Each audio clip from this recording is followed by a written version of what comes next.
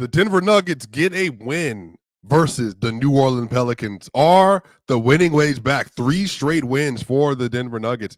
Zeke Nnaji, second straight game that he's played really well. Lockdown defense versus Zion Williamson. If that's something the Nuggets can bank on going forward. Michael Porter Jr., best game of the year, 7 of 12 from 3, 36 points. Man, when MPJ's on, the Denver Nuggets are a different level of good. Are the Nuggets making a move at the trade deadline? We got so much to talk about here at Locked On Nuggets.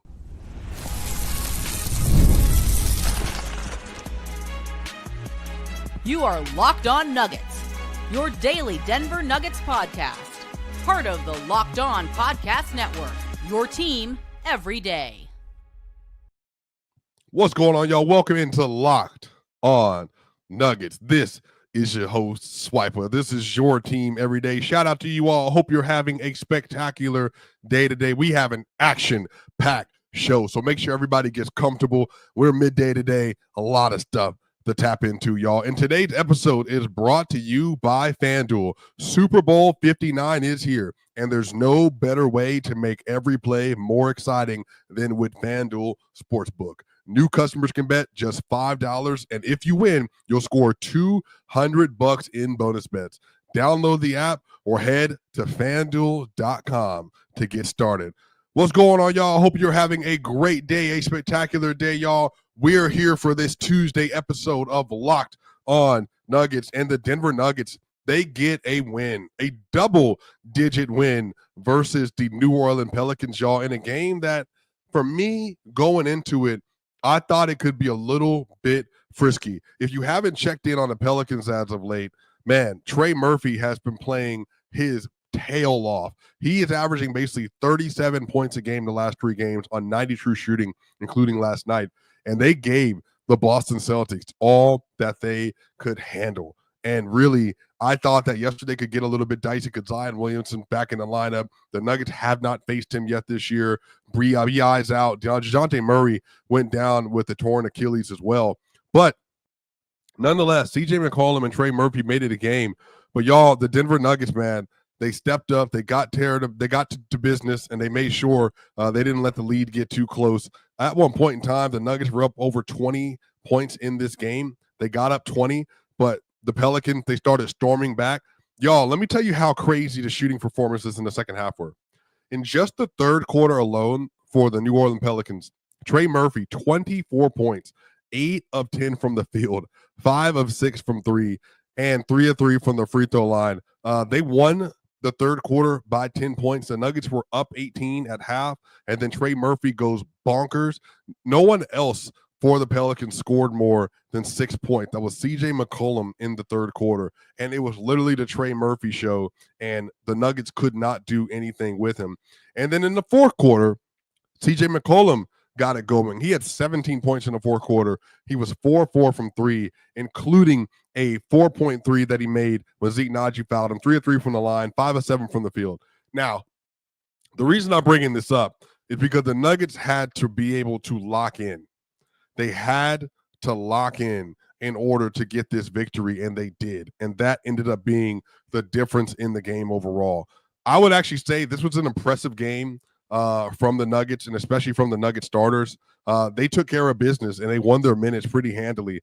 And if you watch this game today, Michael Porter Jr., y'all, I mean, just what an incredible performance. The Nuggets had a 130. How good was Porter yesterday? Listen to this. The Nuggets were so good.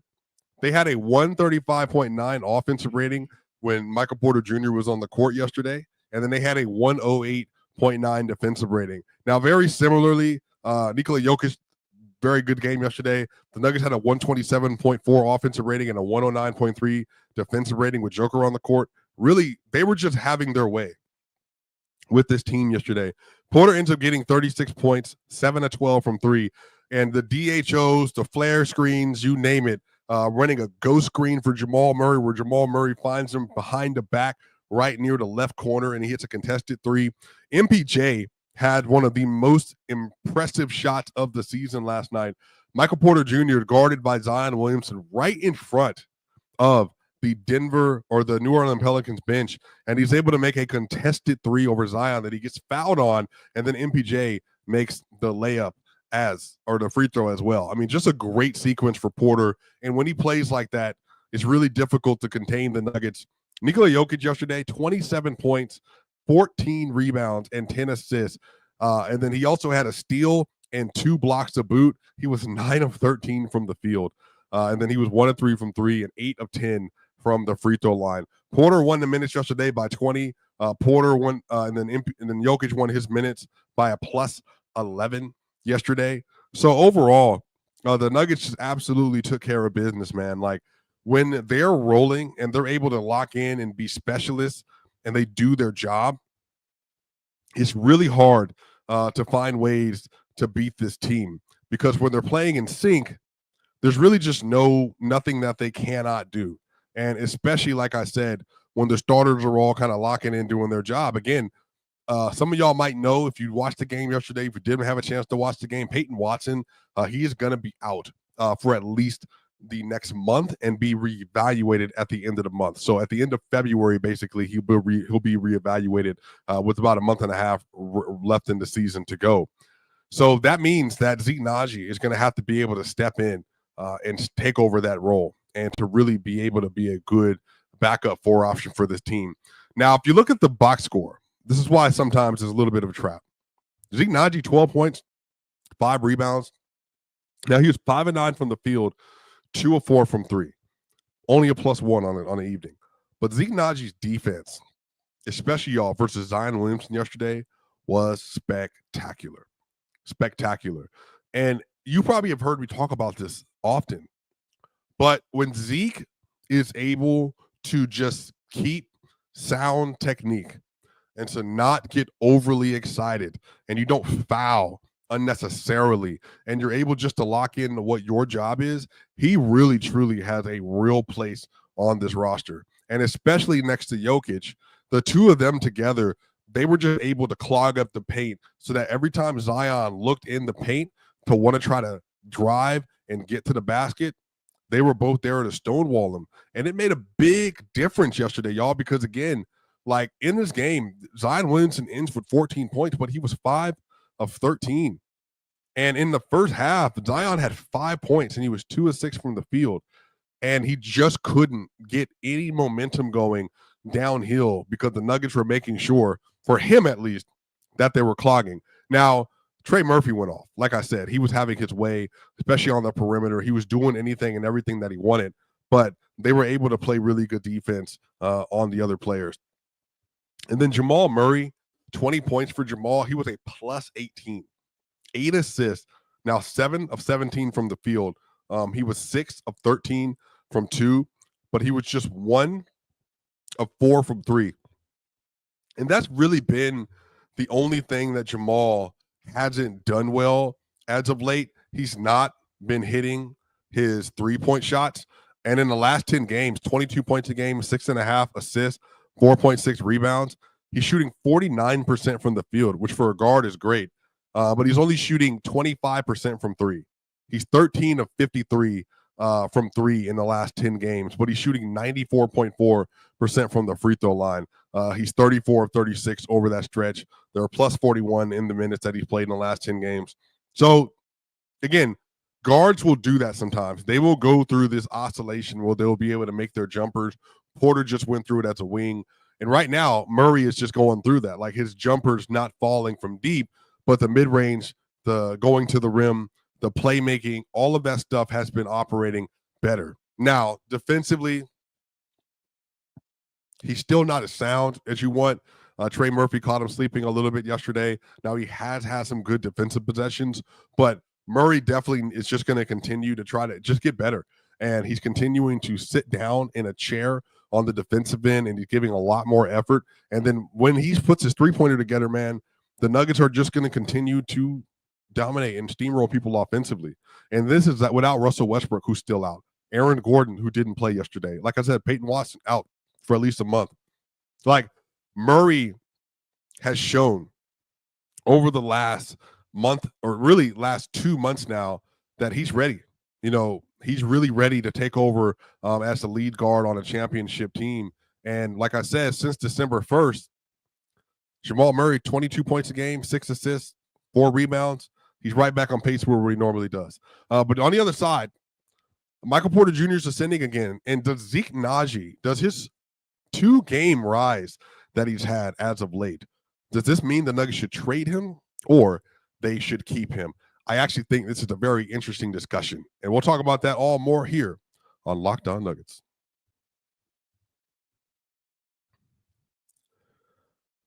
This show is sponsored by BetterHelp. Now, what are some of your relationship green flags?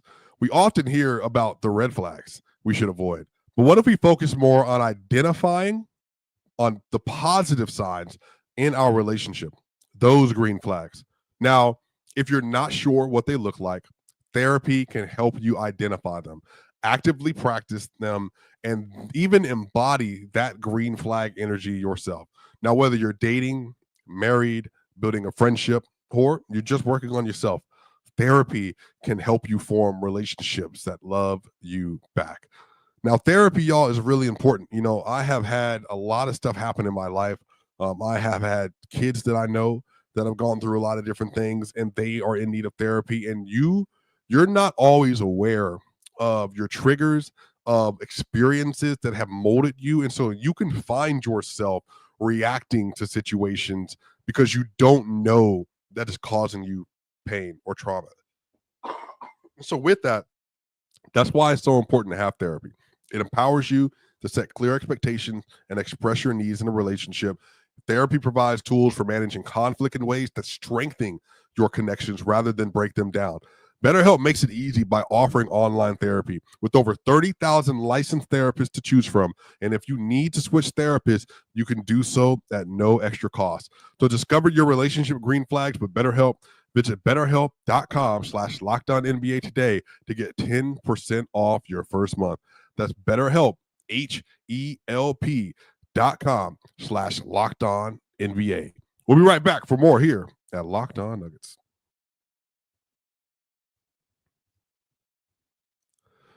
Y'all, we are back here at Locked On Nuggets. Y'all, make sure if you're listening to this on Apple iTunes and Spotify, give us a 5-star review. That way more and more people can get involved in the great content being made here at Locked On Nuggets. If you're watching this on the YouTube side, we are getting closer and closer to 10,000 subscribers. We're currently at 8,840 subscribers. Now, over half the people that are listening, you are all watching this video, but you're not subscribed. So make sure, go ahead, press the subscription button. We're on the way to 10,000 by the end of the season. Now, y'all, let's talk. Should the Denver Nuggets keep Zeke Nnaji? Should the Denver Nuggets keep Zeke Nnaji in the rotation? Now, this is a big deal. Zeke Nnaji is the 5th highest paid player on the roster. We have talked about this multiple times. Zeke Nnaji was brought in to be a 4-5 switch big that could play with Jokic, play without Jokic. And in the last 2 games, Zeke Nnaji has really, truly shown that there is real upside to his game. That there's things he brings to the table that the Nuggets need. And I think they actually have this should cause people pause for this team. And here's why. Zeke Nnaji, I think, he has not gotten a chance to fully lock in to what his role is, somewhat because of injuries. Now, some of this is brought on himself. Every time Zeke Nnaji plays well, he then has an injury. Or every time Zeke Nnaji plays well, he then has like this really bad stretch of games where he just plays really badly, making bad decisions. He's not rebounding. And then on top of that, he's getting beat to the ball. But in this instance, look, I think that he's offered this team a lot of important things. People don't realize this, but Zeke is very big. Again, he's like 6'9", but he's like a thicker, stronger player. Michael Malone has talked about his body before and said that this is what happens if you get in the weight room and you take care of yourself. you could really turn yourself into a true NBA player with real upside. And Zeke, he has proven that he wants to do the work. Michael Porter Jr., after the game yesterday, he honestly spoke up and on behalf of Zeke Nnaji, and he just basically said, look, he's the hardest worker on the team, outside of myself. And everybody knows Porter is a truly dedicated athlete. He loves taking care of himself, and he loves being prepared. And because of his back injury, he does be more prepared than most people in the NBA. And he said Zeke, on the road, when he's at home, he's always in the gym. He's always taking care of his body. He's always working on something in his game. So he's trying to stay ready because Zeke is a professional. He's transitioned into being a professional basketball player. But when Zeke has had these moments like the last two games where it's like, oh, wow, there's a vision, something happens. But I do think that if people are tentative to just move off of him because of what they've seen, I can understand that. But from my estimation, based on how he has played previously in the past, the needs they have on the roster, especially with Peyton Watson being down, I think they got to trade him. I think that if they can find someone that fits what Zeke is doing, I think he should absolutely be moved. And I was doing a lot of digging earlier, especially y'all surrounding the contract situations for the Denver Nuggets. And one of the most interesting things is if you look at where the second apron money kind of lies, like the Nuggets, they're not in the second apron, but they're only $5.6 million into the first apron. So basically, if they found a way to move off of Zeke Nnaji's contract for no money, they could get back underneath the first apron into the luxury tax, and that would give them even more flexibility to be able to adjust their roster come off season and then come the summer. So there are real upsides to even moving Zeke's contract off the books just to be able to have more additional spending power. Now, finding someone to take that contract with the 3 years after this remaining, that's going to be the question. Can you find someone that believes enough in the product that Zeke has put on the court, but also believes enough in the intangibles and in the skill set to want to be able to add him to the roster? Now, I think that's going to be the hard part. But if they can't do that, they have to keep playing Zeke, because they really need to find out that if we get in a tough bind in the playoffs, do we have someone else with more size than Peyton that we can play at that backup 4 spot, that we can play at the backup 5 spot, or we can play next to Jokic? Like if they're playing versus the Mavericks or something like that, and they need more size. AG goes out. He's going to the bench. Peyton Watson's not big enough, not rebounding enough at the 4. Can they trust Zeke Nnaji to be able to put him in the game? Maybe. So for me, it's either they trade him and move off of him, or they find a way to build him into the rotation. I think that they're going to have to try to find a way to build him into the rotation, because I don't know if they can trade him unless, and again, Malone talked about this. We'll talk about this a little bit more later. Malone outright came out and said that we're not trading Michael Porter Jr. He's staying on the team. And so that's a big update. That's a really big update. Because if that's the case, then they're basically saying the only options they would have to upgrade the roster are going to be with the young players or with the Zeke Nnaji contract, and then hopefully someone buying into his future. I don't know if that's going to happen. But look, Malone he's in contact with the front office. He knows what the conversations have been. He said, based on the best of his knowledge, they're not trading Porter. Which for me means that if they do make a move, it's going to be on the margins. Now, I'll say this. I can confirm they absolutely are working the calls. They're working the phone. They're working potential trade options. They are looking for people that can bolster their rotation. I haven't heard anything about them wanting to move off of Porter, one of the large contract and the larger contract they could move. But I've heard about them behind the scenes trying to figure out if they can find players to add to the roster that would help them off the bench in particular. So the question becomes, what do you do? Do you just go ahead and do that See if you can add them to the roster. And is Zeke Nnaji contract, is that involved at all? But who knows? We'll find out. On the other side, y'all, we're going to talk about what the Nuggets need to continue to do. Is there a trade that is needed to help this team to make that next step to really, truly solidify themselves as championship contenders? Or are they going to stay pat? And also, the Luka Doncic deal has everybody shook, including the Denver Nuggets, because multiple players had comments after last night's game. And we're going to talk about that and more here at Locked On Nuggets.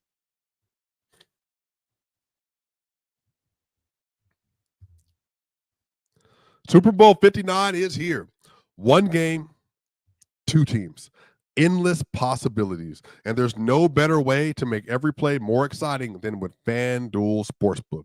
Now, whether it's predicting the first touchdown, calling the MVP, or even betting on the coin toss, FanDuel makes it easy to get in on the action. Now, with live betting all game long, you can adjust your bets as the game unfolds and feel the thrill from kickoff to the final whistle.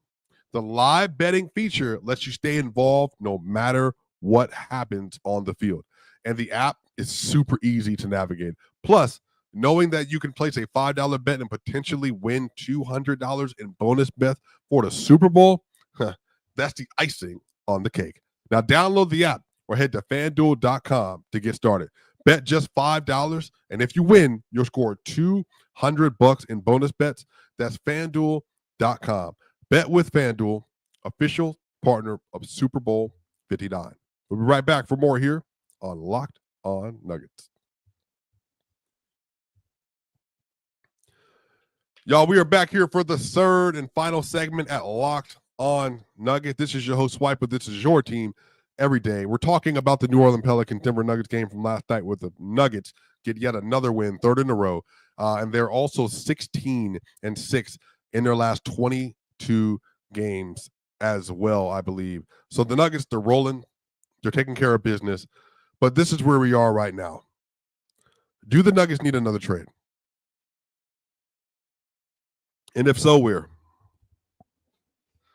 Now, if you ask me, I think that this team is a true perimeter stopper away from being a real, true championship contender. And by real, true, I mean that their floor defensively is going to be high enough that when they're not at their best, that they can still get it done. Because the issue is with the Nuggets, when they're at their floor defensively, they can be beat by anybody.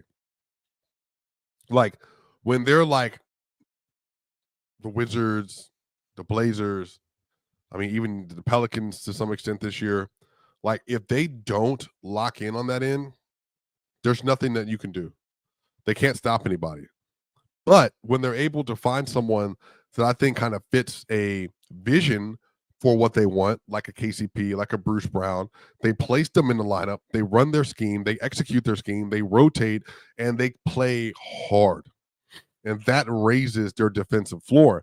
And that's kind of where I am with the Nuggets right now. I think their offensive floor is very much impacted because they have Jokic, they got Murray, they got Porter, Gordon, Russ, Brown, Julian Strother. They're all there.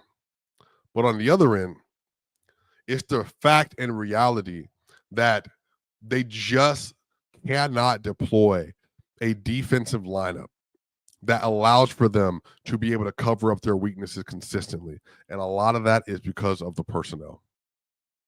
Plain and simple. Because sometimes you can't necessarily effort your way into just making stuff happen. You have to be able to get someone and get people in the building and get people on the floor who know what they're doing, who are technically sound, and that want to abide by an assignment. And right now, the Nuggets have Brown, Gordon, he's been in and out with injuries, Peyton Watson.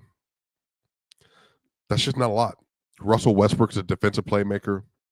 So if they're going to make a real leap forward, I personally think players like an Aaron Nesmith from the Pacers, they got to be on the radar. Players that are good perimeter defenders that offer a lot, they got to be on the radar. And the reason being is because you cannot ask players and Jokic especially, to be able to carry the load offensively on one end, but then go down on the other end, and he has to do everything at all times.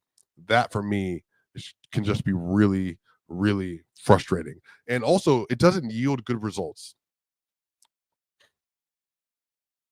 It doesn't. Because Jokic, when he burns out, I mean, honestly, like, what is he offering you defensively? If he doesn't have the ability to conserve energy for the fourth quarter defensively, well, then what are you getting? And what kind of situation are you putting him in at that point?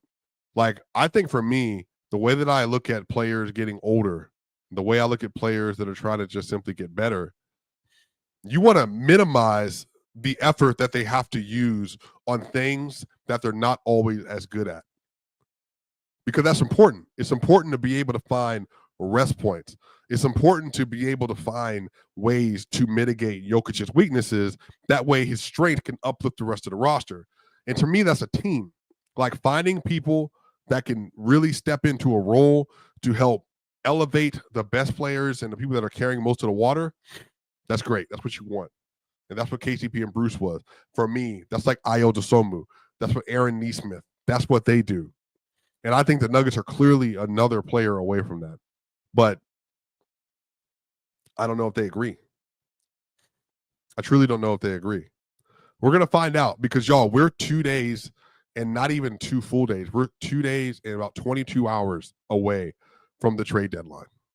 2 days, which is roughly, I mean, less than 48 hours away from the trade deadline.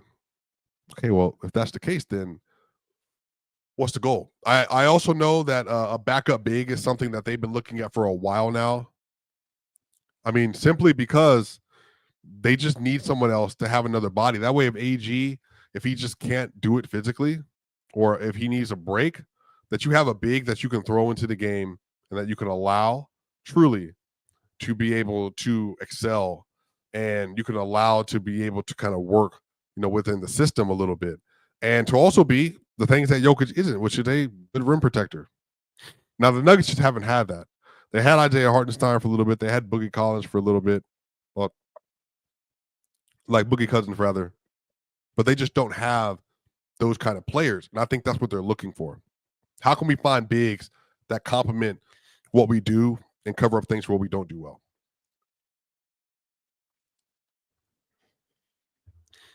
So that's where they are. Michael Malone said that MPJ is not on the table. I said that earlier. So that changes a little bit what they're doing. So then who's available? Peyton Watson, he's hurt. Julian Strawther, Christian Brown, is he available? Jalen Pickett, Hunter Tyson. Who's available?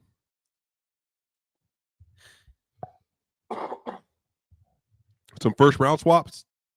The 2031 first? That's what they're playing with right now. Like, that is what they have in their assets. Now I'll say this. Julian Strawther, Christian Brown, Peyton Watson, those are all, for me, ads. Clear ads are Brown and Peyton Watson, but the front office they love Christian Brown. And I know Booth loves Peyton Watson. So they wouldn't trade Christian Brown unless they were getting an obvious, very clear upgrade. But I think the upgrades from CB are players that make more money, and then the only way to get them is to move off of, like I said, players to not want to move off of. So the Nuggets seem to be stuck in a little bit of a place. Now, they can do what the Suns did. The Suns traded a later pick, and they got more first-round picks in exchange for a higher value pick later. So the Nuggets could trade their 31 if they want, and then get a bunch of lower value first-round picks back. But even then, like, what are you going to do with those assets? How does that help improve the team? So I think they need to make a move. It's just going to be up to them what they feel like that move needs to be. Also, y'all, the Luka Doncic trade, Jokic spoke about it. I mean, it was obviously a wake-up call for everybody. Murray spoke about it. MPJ spoke about it. MPJ, It's just the confusion. Like, why would they do this? Why would you get rid of a player that good, a generational player, as Michael Porter Jr. said, especially one that's 25 years old? Why would you make that kind of a move?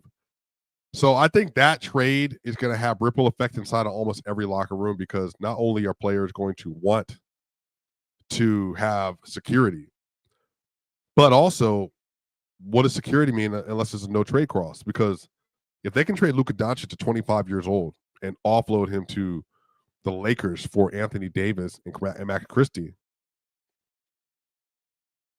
what does that mean for me? What does that mean for my standing in the NBA? But overall, the Denver Nuggets, they get a win versus the Pelicans. Great. They're 31-19. Y'all, if they took care of their business versus the Wizards, versus the Bulls, and even versus the Blazers, y'all, they would be sitting at like 34-16 or something like that. They'll be with the second seed right now. Everything is still on the table for them, but they're really going to have to continue to take care of business with winning these games, especially as they lead into the All-Star break. But y'all, that's going to do it here for Locked On Nuggets. This is your host, Swiper. This is your team every day. Shout out to you all. Y'all know what time it is.